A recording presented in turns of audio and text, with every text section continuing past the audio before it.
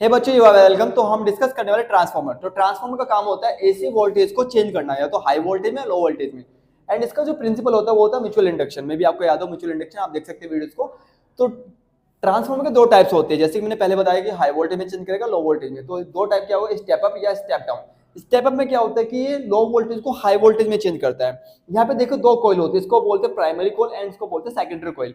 Primary coil में जो input होगा, ओके, एंड सेकेंडरी कॉइल में जो आउटपुट होगा, क्योंकि स्टेप अप है तो प्राइमरी में क्या होगा, इनपुट कम होगा, आउटपुट ज्यादा मिलेगा। ओके, एक्चुअली यहाँ पे क्या होता है, जो प्राइमरी में नंबर ऑफ कॉइल्स होती है वो कम होती है, सेकेंडरी में नंबर ऑफ कॉइल्स ज्यादा होती है। तो आपका ध्यान रखना है कि प्राइमरी में नंबर ऑफ कॉइल्स क्या होगा, कम होगा, किससे, सेकेंडरी से। तो NP less than NS. Okay, तो इसका मतलब होगा कि सेकेंडरी में जिसमें नंबर ऑफ टर्न्स ज्यादा है, तो वहां पर क्या होगा, वहां पर इंड्यूस ईएमएफ ज्यादा होगा, मतलब वहां पर वोल्टेज ज्यादा होगा। तो सेकेंडरी कॉइल में वोल्टेज ज्यादा होगा, इसको लिखा वीएस से ग्रेटर देन वीपी। ओके, इसी तरह से step down. Step down just उल्टा है। यहाँ पर क्या होता है कि यहाँ पर इनपुट ज्यादा होता है, आउटपुट कम मिलता है। उसका रीजन क्या हुआ कि यहाँ पर इनपुट में नंबर ऑफ कॉल्स ज्यादा होता है, आउटपुट में नंबर ऑफ कॉल्स कम होता है। तो यहाँ पे लिखा हुआ है कि number of calls in secondary coil is less than number of coil in the primary coil. Okay, तो यहाँ पर जो वोल्टेज है सेकेंडरी कॉइल में क्या होगा, कम होगा, किससे, प्राइमरी से।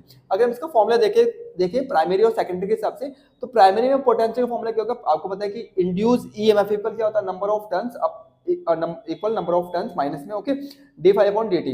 तो यहाँ पर हमने इंड्यूस ईएमएफ को लिखा किससे, वीपी से। तो VP equal minus NP d phi upon d t. Similar यहाँ पर सेकेंडरी पोटेंशियल, तो minus NS d phi upon d t. Okay, दोनों इक्वेशन को डिवाइड करते हैं, हमने डिवाइड किया तो माइनस से माइनस कैंसिल, ये d phi upon d t से d phi upon d t cancel. तो क्या बचा, VP upon VS equal NP upon NS. Okay, जो ये रेशियो है, जो हमारे पास फॉर्मूला है, ये एक आइडियल ट्रांसफार्मर के लिए, मतलब जहां पर कोई भी एनर्जी लॉसेस ना हो।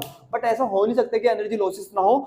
तो एनर्जी लॉसेस होने के बहुत सारे रीजन है, जैसे कि वहां पर आपका जो ट्रांसफार्मर होता है उसमें क्या होता है, फ्लक्स का लीकेज होता है। फ्लक्स लीकेज होने का मतलब है अगर आपकी जो वाइंडिंग होती है, मतलब जो प्राइमरी कॉइल सेकेंडरी कॉइल के बीच में गैप है, तो गैप होने की वजह से वहां पे फ्लक्स लीकेज होता है। तो इसको कम करने के लिए क्या करें, इन दोनों कॉइल्स को एक दूसरे के ऊपर लाए, मतलब वाइंडिंग जो है ना एक दूसरे के ऊपर करें। ओके, तो can be reduce by the winding, okay, coil one over the other, मतलब एक दूसरे को ऊपर लाके इसको रिड्यूस किया जा सकता है, किसको, फ्लक्स लीकेज को। दूसरा, रेजिस्टेंस ऑफ वाइंडिंग। ओके, जो जिस वायर का यूज किया है उसका रेजिस्टेंस होगा, तो रेजिस्टेंस हो तो एनर्जी लॉस डेफिनेटली होगा। ओके, रेजिस्टेंस ज्यादा होगा तो एनर्जी लॉस बहुत ज्यादा होगा, रेजिस्टेंस कम होगा तो एनर्जी लॉस कम किया जा सकता है।